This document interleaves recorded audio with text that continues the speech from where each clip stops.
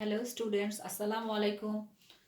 আমি আশা করছি তোমরা ভালো আছো। ইতিমধ্যে আমরা কমপ্লিটিংয়ের কিছু নিয়ম সম্পর্কে শিখেছিলাম। আজকের ক্লাসে আমরা কমপ্লিটিং প্র্যাকটিস করব। মোটামুটি কিছু নিয়ম তোমাদেরকে জানানো হয়েছে। কমপ্লিটিং করতে গেলে তোমরা দেখতে পাবা যে আমরা যে সমস্ত নিয়মকানুন শিখেছি সেটার বাইরেও আমাদের বাক্যটাকে পূরণ করতে হয় নিজস্ব কথাবার্তা দিয়ে। একটা রাইট সেন্টেন্স আমাদেরকে লিখতে হয়। এখন দেখো, বোর্ডে কিছু সেন্টেন্স দেওয়া আছে এবং অতিরিক্ত আমি আরও কিছু সেন্টেন্স লিখবো, সেখানে আমরা সলভ করার চেষ্টা করব। Corruption is an obstacle to our development. আমি তোমাদেরকে বোঝাতে চাচ্ছি, আমাদের প্রথমে যে সেন্টেন্সটা দেওয়া থাকবে বা দ্বিতীয়তে যে সেন্টেন্সটা দেওয়া থাকবে আমাদেরকে কমপ্লিটিং করতে হবে সেই সেন্টেন্সটার উপরে বেসিস করে। বলা হচ্ছে যে করাপশন আমাদের উন্নয়নের জন্য একটা প্রতিবন্ধকতা স্বরূপ। It is high time. তাহলে ইট ইজ হাই টাইম যুক্ত সেন্টেন্স যদি থাকে তাহলে আমাদের পরবর্তীতে কি করতে হয়, সাবজেক্টের পরে ভার্বের পাস্ট ফর্ম বসিয়ে সেন্টেন্সটা আমাকে কমপ্লিট করতে হয়। ইট ইজ হাই টাইম, যদিও এইটা ভার্বের পাস্ট ফর্ম ব্যবহার করা হয় তার মানে এই নয় যে সেটা পাস্ট ইন্ডিকেট করে, সেটা প্রেজেন্টেই বোঝানো হয়। It is high time we gave up corruption।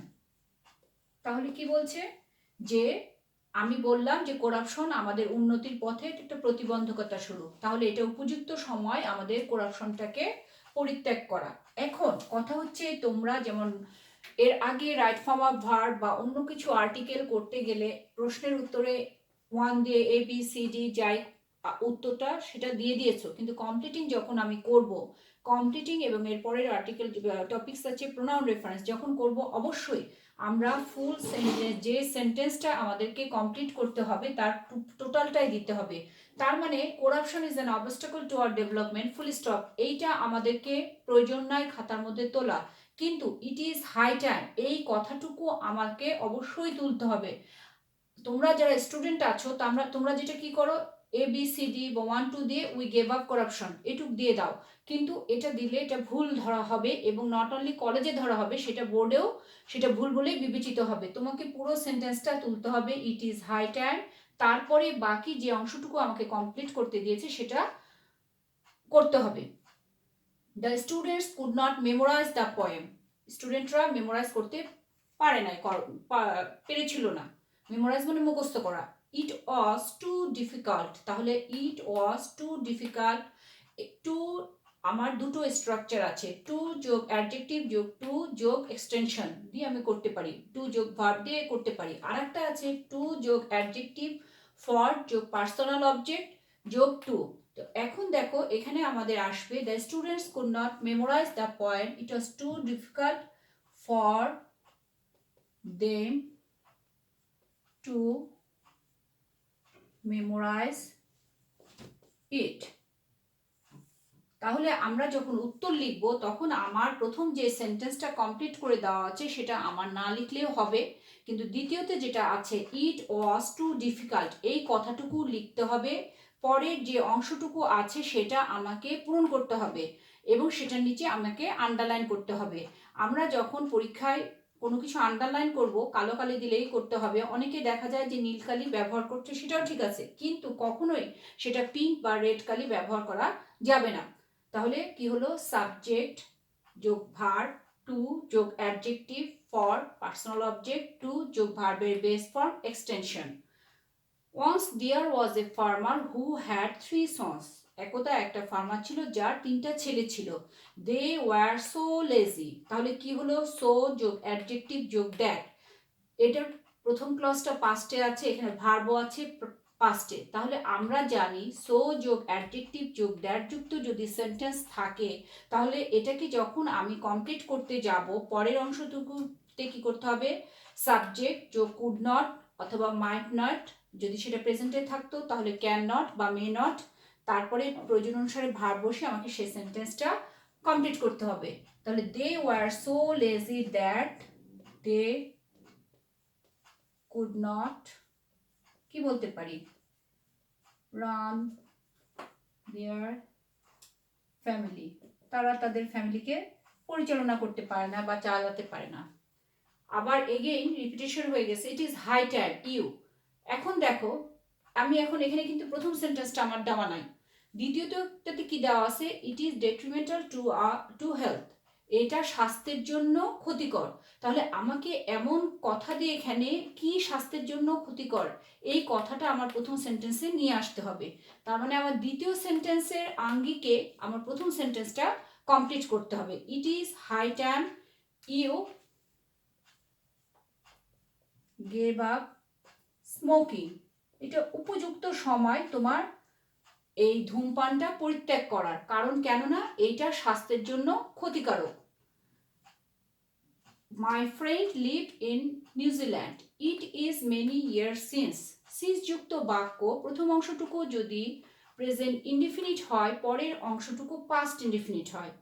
Since যুক্ত বাক্যের প্রথম অংশ যদি পাস্ট ইনডিফিনিট হয়, পরের অংশটুকু পাস্ট পারফেক্টে যায়। তাহলে it is many years since we met you, sorry we not, I met you. It is many years since I met you. অনেক বছর গত হয়েছে আমি তোমার সাথে সাক্ষাৎ করেছিলাম। Meet এর past form met. A student has to be punctual. He has to study regularly list. এখন দেখো লিস্ট যুক্ত যদি বাক্য থাকে তাহলে সাবজেক্টের পরে শুড বসিয়ে ভার্বের প্রেজেন্ট ফর্ম বসিয়ে আমাকে সেন্টেন্সটা কমপ্লিট করতে হবে। তাহলে কি হবে, হি শুড ফেল। এটা আমরা যখন রাইট ফর্ম অফ ভার্ব করেছি তখনও এই কথাগুলো আমাদের চলে এসছে। An unhealthy man cannot enjoy life. A proverb goes that a sound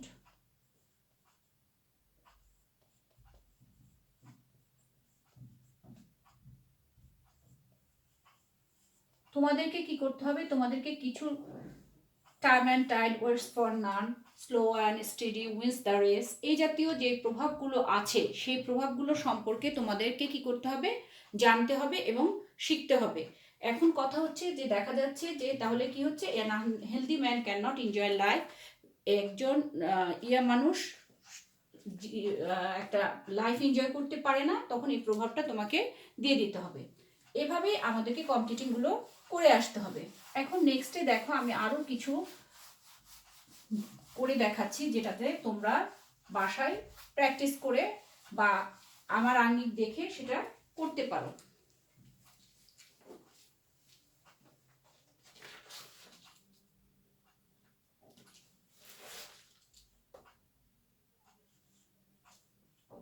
তোমাদেরকে সেকেন্ড ইয়ারের একটা সিলেবাস তোমাদের প্রত্যেকের কাছে আছে, ফার্স্ট ইয়ারে যেটা দিয়ে দেওয়া হয়েছে। কাজে সেকেন্ড ইয়ারের স্টুডেন্ট যেগুলো আমাদের রাইটিং পোর্শন আছে সেগুলো নিজ দায়িত্বে বাসায় পড়বে, টাইম ওয়েস্ট করবে না, কারণ যথাসময়ে পরীক্ষা হয়তো বা হবে, যখনই হোক পরীক্ষা হবে। কাজে আমরা অবহেলায় সময় নষ্ট করব না।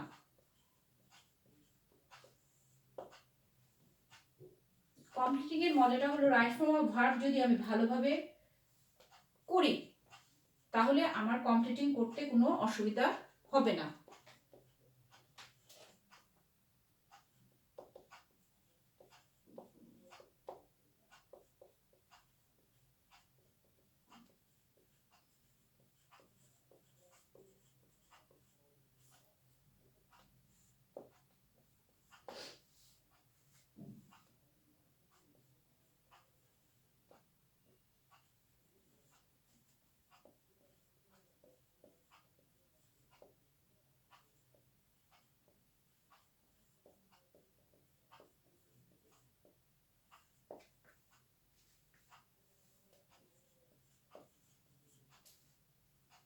এখন দেখো প্রথম সেন্টেন্সটার দিকে খেয়াল করো, 8 নম্বর, I do not have enough money, আমার পর্যাপ্ত মানি নাই, টাকা নাই। Had I been a rich man, আমরা এর আগে কি শিখেছি, হ্যাড আই বিনযুক্ত যদি সেন্টেন্স থাকে তাহলে পরের অংশটুকু আমার পারফেক্ট কন্ডিশনাল স্ট্রাকচারে কমপ্লিট করতে হবে। পারফেক্ট কন্ডিশনাল স্ট্রাকচার করার নিয়ম হচ্ছে সাবজেক্টের পরে would have, could have, might have মূল ভার্বের পাস্ট পার্টিসিপল। তাহলে আমার কাছে টাকা নাই, কিন্তু আমার কাছে যদি আমি বড়লোক হতাম কি করতাম, I would have established a charitable hospital. আমার কাছে যদি টাকা থাকতো তাহলে আমি একটা দাতব্য প্রতিষ্ঠান বা দাতব্য চিকিৎসালয় খুঁজতাম। আবার দেখো, ডেথ ইজ ইনএভিটেবল, মৃত্যু অবশ্যম্ভাবী। দেয়ার ইজ নো বডি, এটা রিলেটিভ প্রোনাউন যুক্ত বাক্য, হু আছে, তাহলে হু ক্যান স্কেপ ডেথ, এমন কেউ নাই যে মৃত্যুকে এড়িয়ে চলতে পারে।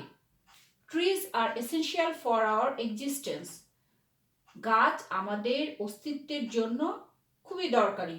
সো উই শুড, আমাকে সেন্টেন্সটা কমপ্লিট করতে বলেছে, তাহলে উই শুড, আমরা জানি মডেল অক্সিলারি শুড, উড এগুলো যদি থাকে তাহলে ভার্বের প্রেজেন্ট ফর্ম বসিয়ে আমাকে সেন্টেন্সটা কমপ্লিট করতে হবে প্রয়োজনীয় ভার্ব দিয়ে। তাহলে so we should plant more trees, এখানে তুমি আরো অতিরিক্ত কোনো কথা দিতে পারো। So we should plant more trees, এটুকু দিলেও হবে। তুমি যদি এক্সটেনশন এখানে আরো কোনো কিছু যোগ করতে চাও, in nook and corner in our area, মানে প্রত্যেকটা আমার এরিয়ার প্রত্যেকটা এরিয়ার যে কোনো জায়গায় হোক, কোনো কাঞ্জিতে হোক, আমি গাছ লাগাতে পারি, সেটা তুমি দিতে পারো। তোমার রাইট সেন্টেন্স রাইট মিনিং এর হলেই হলো। তারপরে দেখো,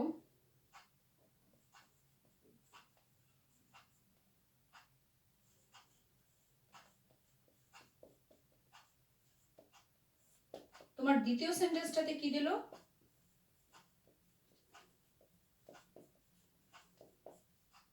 প্রথমেই বলল Rifar does not like dash, he knows that rich food does not contain vitamin বা ভাইটামিন। তাহলে রিফার ডাজ নট লাইক, তাহলে রিফাত কি পছন্দ করে না, যেটা আমার পরবর্তী সেন্টেন্সে যেটা দেওয়া আছে যে সে জানে যে এই যে অয়েলি ফুড বা রিচ ফুড যেগুলো আছে এগুলো ভিটামিন সমৃদ্ধ খাবার নয়। তাহলে আমি এখানে কি দিতে পারি? Rifar does not like fast food দিতে পারি, বা রিফার ডাজ নট লাইক মিট দিতে পারি। মিটটাতে তো অবশ্যই ভিটামিন ক্যারি করে, সেক্ষেত্রে আমার ফাস্ট ফুডটা বেশি অ্যাপ্রোপ্রিয়েট হবে। আচ্ছা, তারপরে দেখো ম্যান, এখন দেখো যে সেন্টেন্সগুলো এগুলো প্রত্যেকটা বোর্ড কোশ্চেন থেকে করছি, আমার যেগুলো নিয়ম আমরা শিখেছি সেই নিয়মগুলো তো আছে, সেই নিয়মগুলো আমার আসছে, কিন্তু নিয়ম ছাড়াই আমাদেরকে অনেক কিছুই আসছে যেটা নিজের মতন করে নিজের ভাষাতে আমাকে রাইট সেন্টেন্স তৈরি করতে হচ্ছে। Man is a social being, মানুষ সামাজিক জীব। নো ম্যান ক্যান ডু, তারপরে তোমাকে সেন্টেন্সটা করতে বলছে, তাহলে আমি কি বলতে পারি? No man can do whatever he likes, মানুষ সামাজিক জীব, সে যা ইচ্ছা তাই করতে পারে না।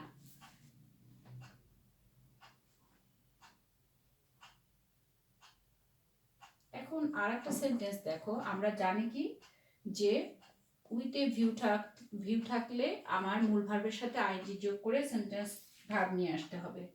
The poor man knocked at my door, he came to me with a view to. এখন দেখো, the poor man knocked at my door, একটা দরিদ্র লোক আমার দরজায় কড়া নেড়েছিল। হি কেম টু মি, সে আমার কাছে এসেছিল। উইথ এ ভিউ টু, তাহলে আমি এখানে কি দিয়ে করতে পারি? এখন কেউ যদি with a view two buying some books দেয় তাহলে তো হবে না। কেন হবে না? কারণ সেটা আমার প্রথম যে বাক্যটা আছে সেটার সাথে যাবে না। তাহলে কি দিতে পারি? The poor man knocked at my door, he came to me with a view two getting some help দিতে পারি, সাম মানি দিতে পারি, যে যাতে করে সে কিছু টাকা বা সাহায্য পায়, সেজন্য সে আমার এই উদ্দেশ্যে সে আমার কাছে এসেছিল। আবার দেখো, আমরা যখন এই বাক্যগুলো করছি আমরা প্রতিটাই দেখছি যে আমার হয় প্রথম বাক্যর সাথে বা শেষ বাক্যের সাথে মিল রেখে আমাকে সেন্টেন্সগুলো করতে হচ্ছে।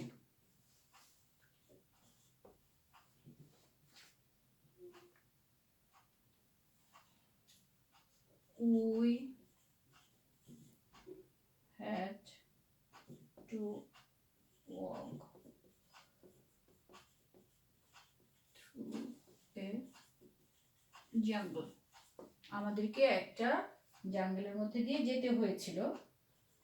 We saw a snake while we dash.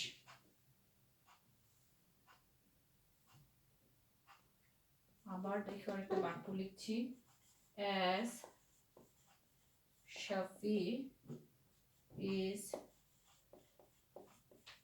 devoted to studies, all his teachers love him. He hopes to dash. এখন দেখো, we had to walk through a jungle. We saw a snake while. এখন আমরা কি শিখেছিলাম যে while যুক্ত বাক্যের পরে যদি সাবজেক্ট থাকে তাহলে পরের অংশটুকু আমার পাস্ট কন্টিনিউয়াস টেন্সে করতে হবে। তাহলে আমরা জঙ্গলের মধ্যে দিয়ে যাচ্ছিলাম, আমরা যখন আমরা একটা সাপ দেখেছিলাম, while we were প্রথম সেন্টেন্সের সাথে মানানসই করতে কি হবে?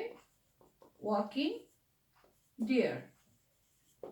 আমরা যখন সেখানে হাঁটছিলাম তখন আমরা কি করেছিলাম? সাপ দেখেছিলাম। তাহলে হয় যুক্ত যদি বাক্য থাকে তারপরে যদি সাবজেক্ট থাকে তাহলে পরের অংশটুকু আমাকে পাস্ট কন্টিনিউয়াস টেন্সের স্ট্রাকচারে ফেলে মানানসই ভার্ব দিয়ে প্রথম সেন্টেন্সে যে কথাগুলো বলেছে তার বেসিসে পূরণ করতে হবে। As Shafi is devoted to studies, all teachers love him. শাফি হচ্ছে তার পড়ালেখার প্রতি খুবই মগ্ন বা নিজেকে একদম নিবেদন করে দিয়েছে। হি হোপস টু, তাহলে কি হলো? সে কি আশা করছে? হি হোপস টু গেট এ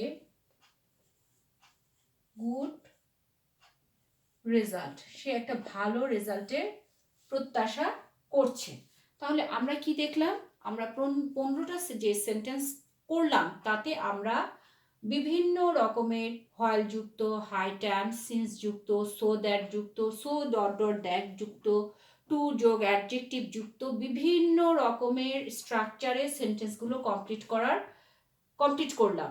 তাহলে এর পরবর্তীতে যখন আমরা করতে যাব তখন আমরা স্ট্রাকচারটাও মনে রাখবো, প্লাস কিভাবে কমপ্লিট করলাম সেটা দেখে নিজেরাও বাসায় প্র্যাকটিস করতে পারবো। সামনের ক্লাসে আমি আর একটা ক্লাস কমপ্লিটিংয়ের উপরে নিব, যেখানে আদার্স আরও কিছু জিনিস আমি প্র্যাকটিস করে আমরা নেক্সটে প্রোনাউন রেফারেন্সে চলে যাব। আমি এর মধ্যে আশা করব যে তোমরা মোটামুটি যে নিয়মগুলো রয়েছে কমপ্লিটিংয়ের সেগুলো তোমরা বাসায় নিজে ভালো মতো চর্চা করবে। আশা করি তোমরা সেটা করবে মনোযোগ সহকারে। ভালো থাকো, সুস্থ থাকো। পরবর্তী ক্লাসে দেখা হবে ইনশাআল্লাহ। আল্লাহ হাফেজ।